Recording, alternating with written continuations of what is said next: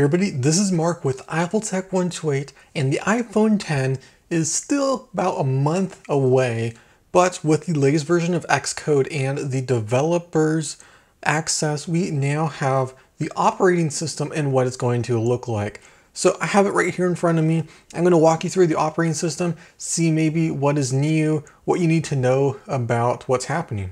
Okay, so the screen is locked right now. If we go ahead and wake it up, this is what it will look like. We don't have Face ID or anything on here, so I can't show you that. But we will go ahead and press home to open, which it says press home, but there is no home button. So we swipe up and we are into the operating system. Now, this is kind of what you've seen a lot, but I'm going to take you into some of the apps, third-party apps more specifically, and some of the pop-up menus, stuff you may not actually have ever seen before. So for the most part, everything looks good. It's a little bit laggy for some reason on the simulator, so don't worry, it'll definitely be a lot faster. If we swipe down from the right side, we get our control center, which is taking forever to come up, but you get the idea, it would come up. And then on the left side, we've got our notifications.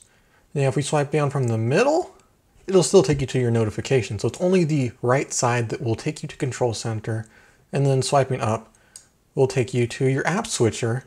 And that's different when you're inside of an app.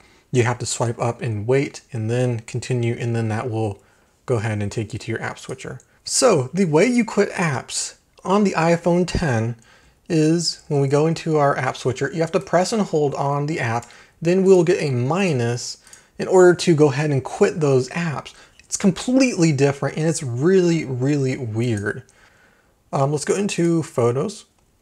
And as you can see, for the most part, everything is kind of normal as if the screen were square, and it just uses the extra space on the left and right side of the earpiece and microphones for your time and status information. But if we go ahead and zoom in on this, you can see that it does fill the entire frame, and that home button right there, the home button, it kind of fades away after a little bit to give you more of a full screen view. But one thing I found interesting is that, watch this, if I go ahead and hit the share button, and then let's just say I want to make this a wallpaper, the pop-up that comes up right here looks very, very much stretched out. So instead of just the rectangles that say cancel and set, we now have the curve at the bottom with extra space in order to give you room for your home button, and then it says cancel and set. So it's very stretched out. It looks a little bit funky, so that's something to keep in mind. So as you may know, we do make our own apps, and I have not updated any of these apps for the new iPhone yet, so let's see how it looks. And this is going to be kind of how it works with all third-party apps for the most part, with developers not updating it. Okay, into JotSpot. As you can see, the homepage looks similar, and everything looks same.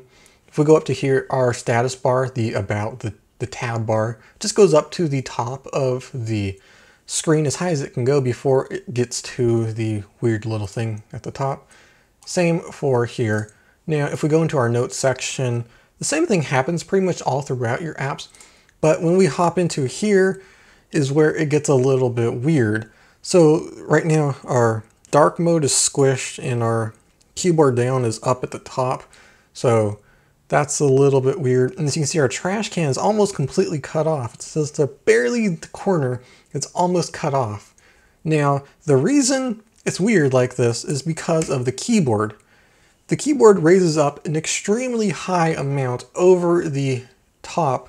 So we have to kind of move the phone up in order to type, and that's because of the home button. But we do get things like quick access to your emojis and your keyboards, but that is why everything is squished and moved up to the top, is because the keyboard is a lot higher. So there you go. I hope this video helped you out with which iPhone you may want to get. I definitely learned a lot of stuff along the way. I never knew that you had to tap and hold and then press the minus in order to quit the app, similar to iOS 6. So going way back in the day, in order to quit your apps on here. So I learned a lot. I hope you learned a lot. If you like this video, leave a like and be sure to hit the subscribe button so you don't miss iPhone 10 content. When it comes out, we're going to order it. And we've got the new Apple Watch coming tomorrow. So be sure to hit that subscribe button so you don't miss any of that stuff. Thank you for watching as always. This is Mark with Untitled Chapter, and I will see you in the next one.